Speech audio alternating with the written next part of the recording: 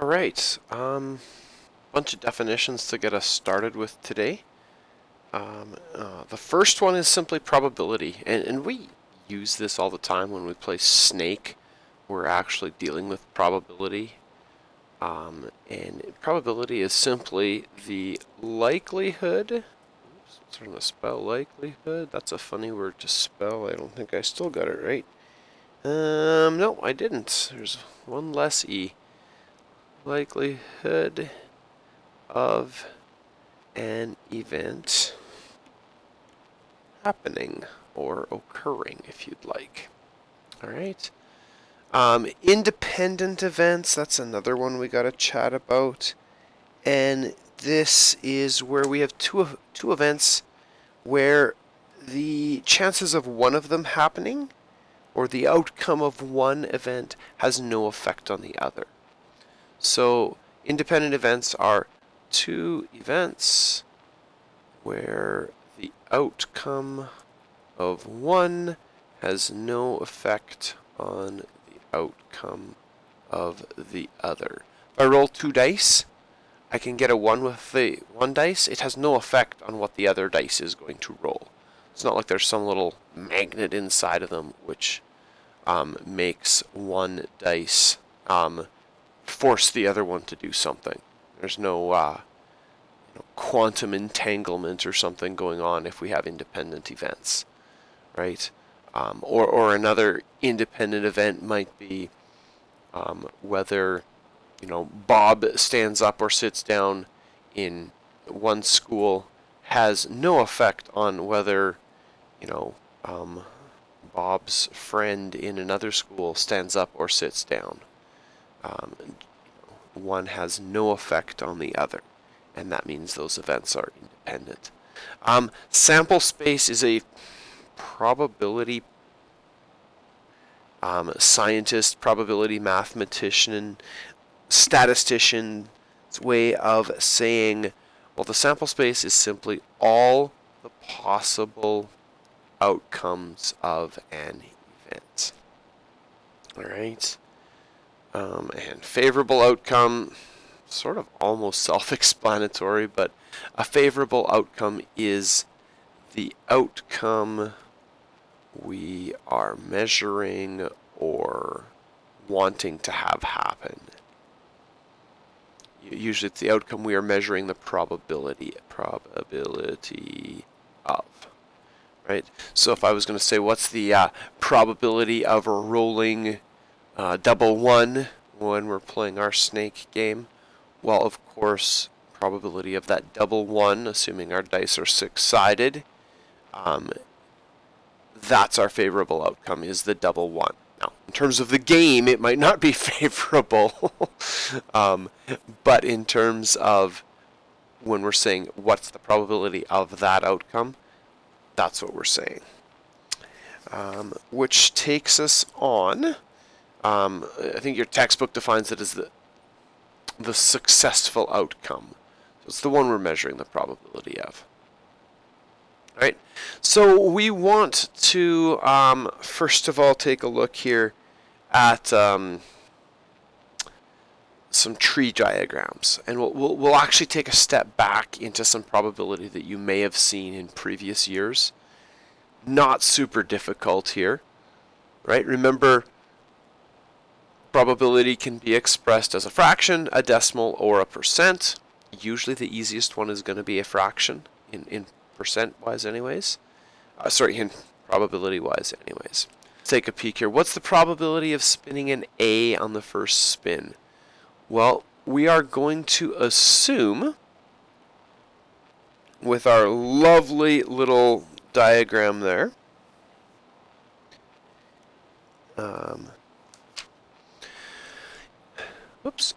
that we have each space being equal, and in that case there is 3 spaces total. One of the 3 is favorable, and so it's going to be, if we want the formula, right, probability is going to be equal to, And we set this up. Favorable outcomes. I'm just going to say this out loud if you want to see the equation. It's in your textbook, page 412. But probability is equal to favorable outcomes divided by total number of possible outcomes. So in this case, it's 1 out of 3. And of course, as a decimal, this is going to be 0.3 repeating, which is equal to 33.3 repeating percent. Alright, so pretty straightforward there. Alright, so now let's go on. We've got the same lovely little spinner with an A and 2 B's.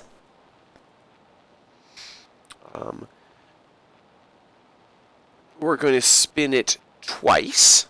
Okay, so first spin is just A. We don't have to worry about the second one. If we're going to spin it twice, we're going to draw a tree diagram here. All right, and so a tree diagram, it looks like generally a sideways tree. And we're going to say, okay, here's my first spin. Okay, and my first spin can be an A, a B, oops, I am not leaving myself enough room. I'm going to try that one more time with a bit more space and not drawing quite as big. It's going to be an A, a B, or a B. Because if you look back at your, and we draw this like, you know, this is the original event. It splits into three different little branches. And then our second spin can also be an A, a B, or a B. Okay, so if our first spin was an A, our second spin can then be an A, a B, or a B. So our outcomes here, so this is my first spin would be an A, B, or B. Here's my second spin, an A, a B, or a B. Of course, here I can also have an A, or a B, or a B. And my second spin, if my first was the, you know, blue or the red A, or red B, sorry, it could be an A, or a B, or a B. And then I list my sample spaces. Alright, my first sample space, or first part will be AA, right? 2 A's, that's one possibility. First was an A, second was an A. Can also have it be an AB. It can be an AB. Now again, I'm listing all of the possible outcomes here. It can be a B and then an A. A B and then a B. Okay, that's this one here. Or a B and another B, so another BB. Okay, it can also be this BA here. BB, there we go. Or finally the third B. Now that I've listed my sample space, I can see, oh look, there is a grand total of 9 possible outcomes. And if I say I'm looking for the probability of A then B, I look to see and say, okay, where do I see an A and then a B? I've only got one of them. It's right there. So again, my probability formula is favorable outcomes divided by total outcomes. So my probability of an A and then a B is going to be equal to 1. There's only one where we have an A and then a B over 9. Lovely. Okay.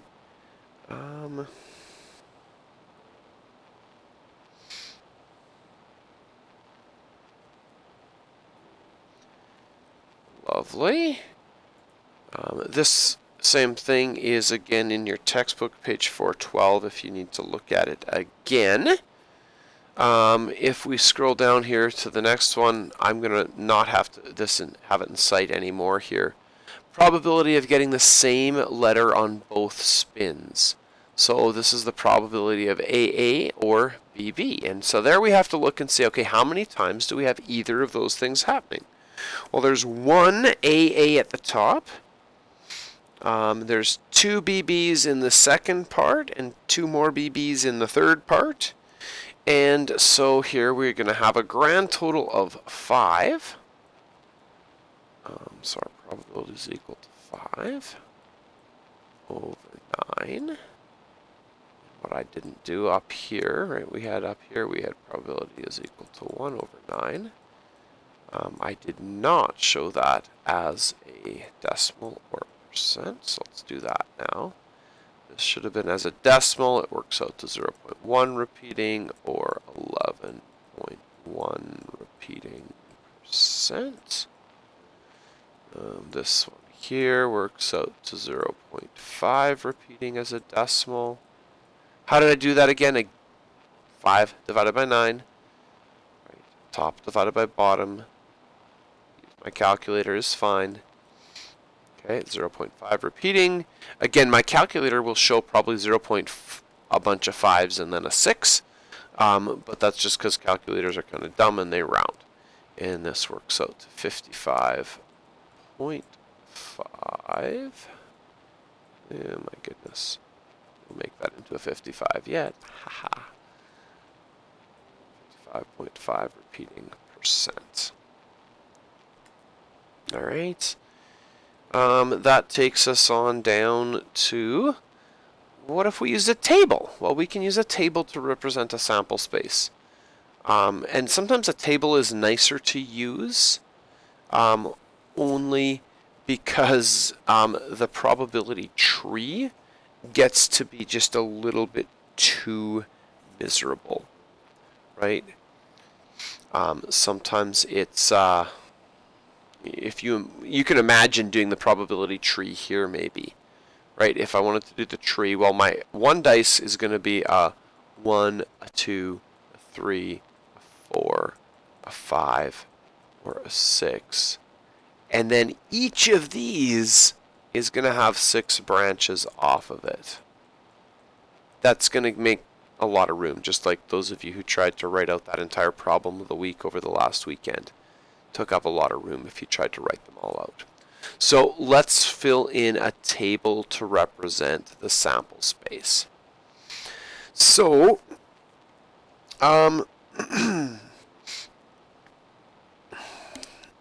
your textbook does a nice job of this. I only have one color of ink on here. If I draw on it with this pen, so what I'm going to try to do is quickly fill them in using Word. And I'm going to pause the video. You don't have to watch me type a whole bunch of things after the first line. But watch what I do for the first line. So I'm going to draw, eventually the red die is going to be shown in red, and the blue die will be shown in blue. So again, the blue die, I can roll a 1, 2, 3, 4, 5, or 6, and the red die, same thing. They are independent. One does not influence the other. Right? The fact that I have a 1 on my red die does not mean I will necessarily get any of the numbers on the blue die. So again, if you wanted to write this one here in red, and oops, and the second one here in blue. It's a lovely blue color. Alright, and this one again, my red die can be a 1, and this is going to be 2. Okay, so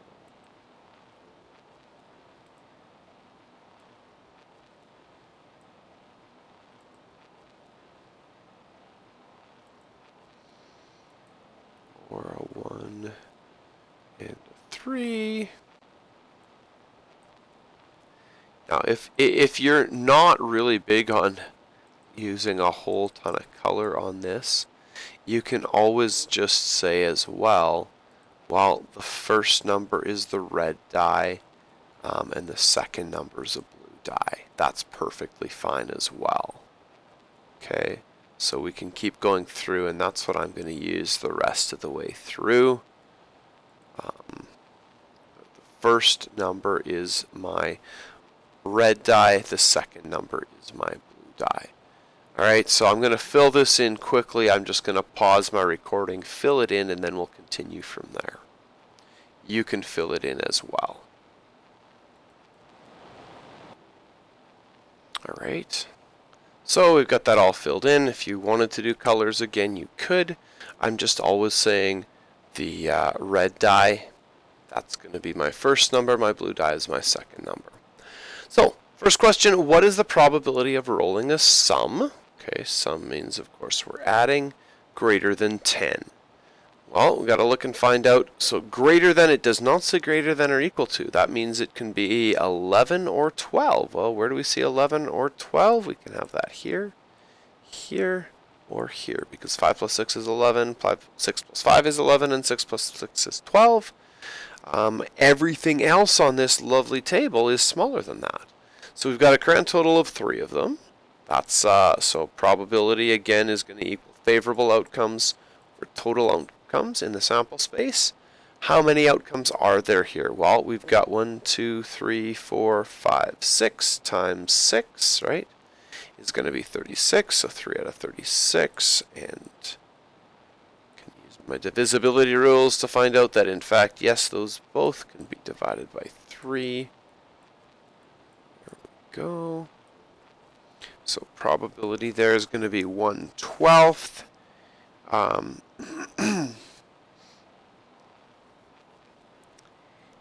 And if we change that into a decimal, 0.083, where the 3 repeats, which is equal to 8.3%. Right. Now, I wrote this just as probability. Another way you might see this written instead of probability is actually to say probability, and then they'll put in brackets of what the favorable outcome is. So probability of, in this case, it's the sum is, ooh, that's a terrible M, is greater than 10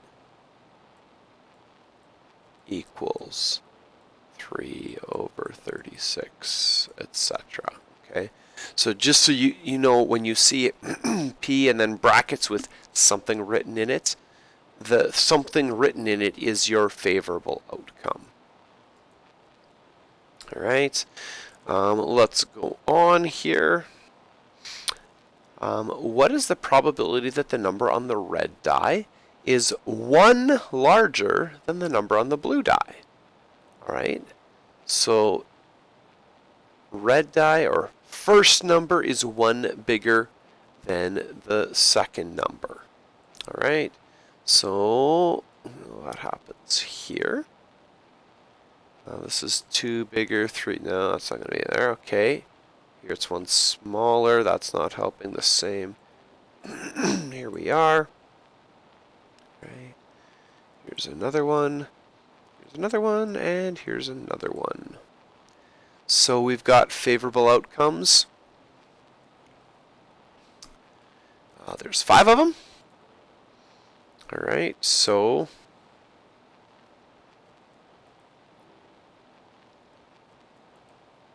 again, so probability here, and if I'm going to write this in brackets, red equals blue plus 1, or something like that.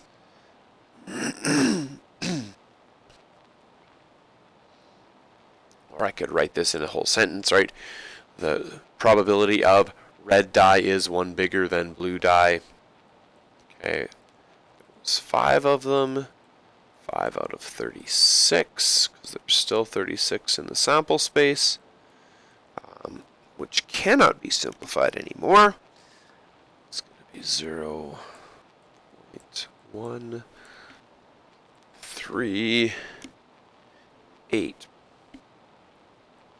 where the 8 repeats, which is equal to 13.8 repeating percent.